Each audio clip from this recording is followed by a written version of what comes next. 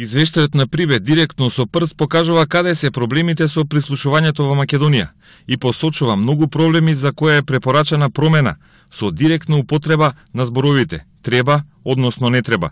Во извештајот е нагласено: Управата за безбедност и контраразузнавање треба да го изгуби директниот пристап до опремата кај операторите, како и целосно да се отстрани практичната и техничката можност да ги следи комуникациите. Управата не треба да биде чувар кој го спречува излезот на информациите за својата работа. Парламентарните комисии не треба да бидат попречувани да ја вршат својата работа за надзор на УБК и на разузнавачките служби.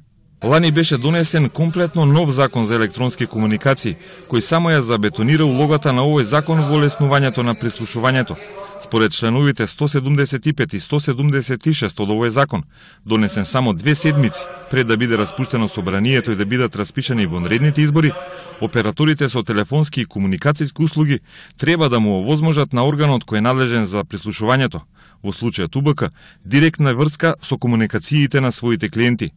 За тоа операторите треба сами да платат, да увезат опрема за која УБК ќе им дозволи и да воспостават електронски комуникацијски водови за пренос до овластениот орган за следење на комуникации. Законодавецот ги предвидел и највисоките парични казни доколку операторите не ги исполнат овие обврски, односно доколку не обезбедат директна врска со УБК на МВР, ќе треба да платат од 4 до 7% од годишниот приход на компанијата. Двете други препораки на Прибе се однесуваат на слабите надзорни средства за контрола на тоа што работи УБК и зошто прислушува. Со извештајот се потенцира дека надзорот врз службите е спречен токму од Управата за безбедност и контраразузнавање, а попречувањето со политички средства се реализира преку собранието, каде двете комисии за надзор на тајните служби и за надзор на мерките на следење на комуникации работат многу малку, а поради опозицијскиот бојкот од лани досега воопшто не функционираат.